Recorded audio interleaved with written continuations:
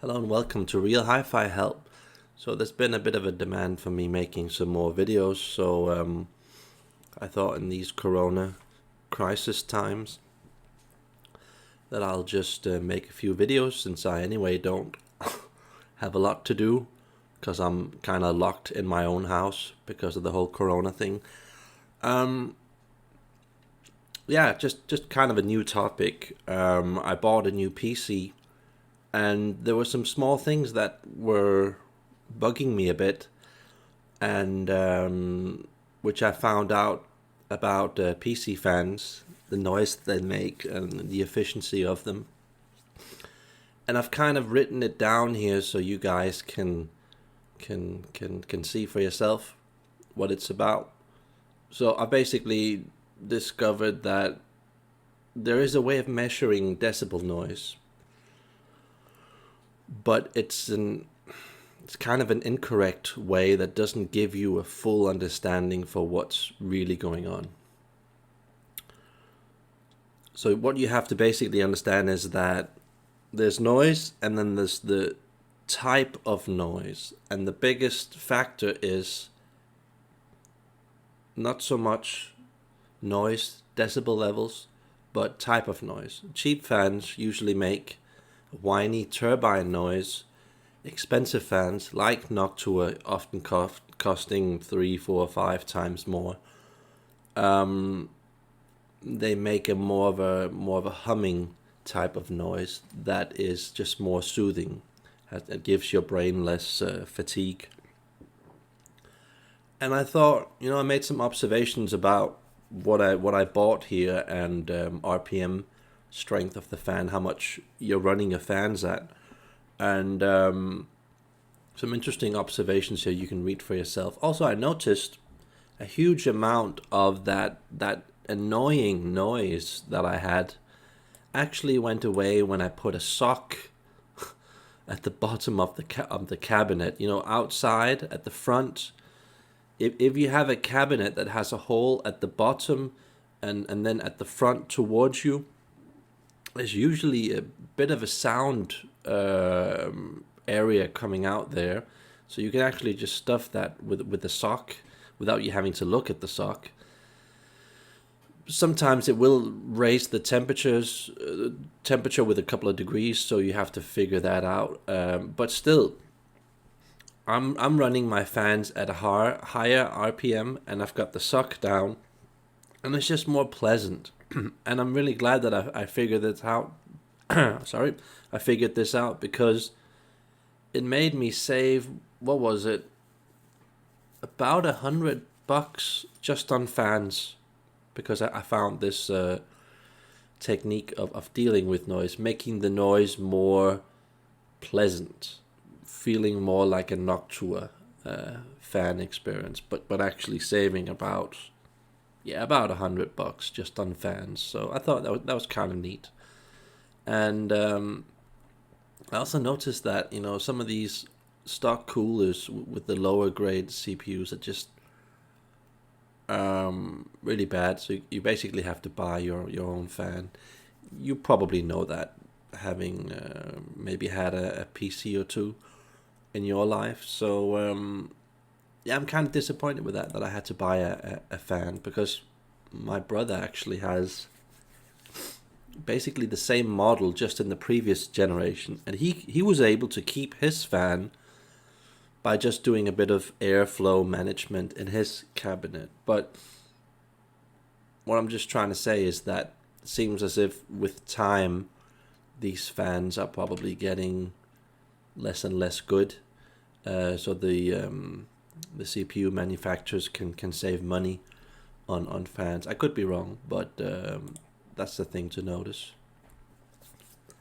And some other observations that I made here in regards to making your own streamer. If you ever wanted to make your own streamer, what's really important that I found out from my friend who's a specialist in this, that is that you want a high megahertz clock on your CPU, on your RAM. You want low latency, good timings on your RAM. And you basically want to lock your CPU, if that's possible, into a certain megahertz. Because what I found out with sound was that you don't want this CPU throttling feature that exists. If you have a normal PC, normal gaming PC, let's say my PC, my new PC, Ryzen 3600 megahertz, it has a boost of about, I think, 3.6 gigahertz, and then it goes up to 4.2 depending on what load you give it.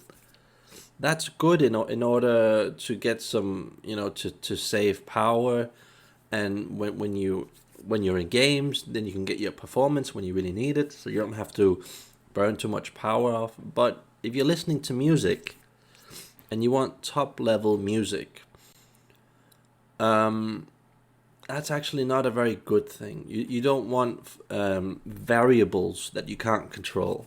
So what happens is that when the CPU throttles, when it goes up and down in speed by itself, because most CPUs are made in this way. When you go into BIOS, behind the system, the operating system, it's set to auto usually. So in my case, it would go from 3.6 gigahertz to 4.2. And because it does that, it also, the voltage regulation also changes by itself. And this is not good. And so what I've basically done in my example is I've just kind of, upped the megahertz, improved the latency, got some really fast, high quality RAM, locked it at about 4 gigahertz. I could also have locked it on 4.2 if I really wanted that tiny bit of extra performance. Does it make a huge performance in regards to sound?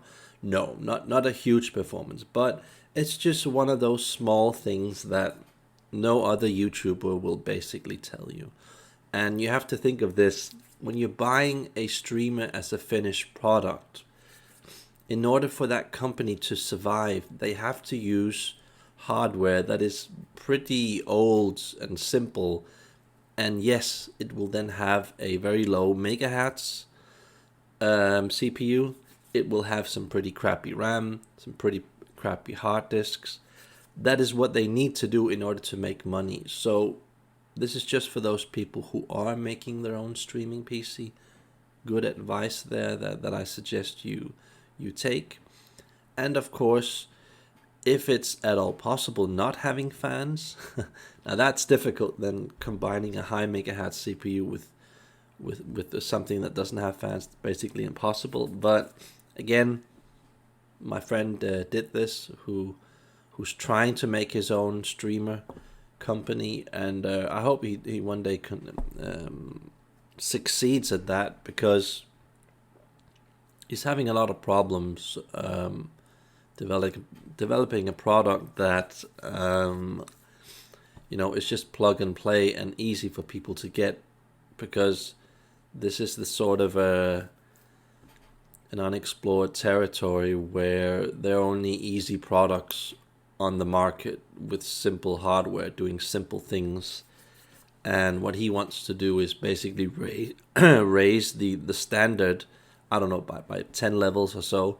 And you just don't do that without running into a lot of problems. So let's see if he succeeds. Only time will tell. So another small thing is that I noticed you have this I/O panel, input-output panel, on motherboards. And if you're struggling with heat issues, a lot of the heat gets stuck around here, around the I/O panel. And if you're not fortunate to have like this, like on this picture here, a Noctua fan, a couple of places, you can actually save money by just removing the I/O panel. It won't look very good, but it's anyway facing away from you. So if you have that possibility, then take it. You could save like $100 or more just by using the stock fan on the CPU, stock fans in the cabinet, and just removing this thing here. It could actually lower your temperature on your CPU with maybe around 10 degrees Celsius. So that is a pretty good tip. Not optimal, but it can potentially save you a lot of money. So that's basically everything. I suggest reading this text here from a YouTube comment that I made, and yeah, hopefully I will make some few more videos for you guys. And this is me logging out. Have a nice day.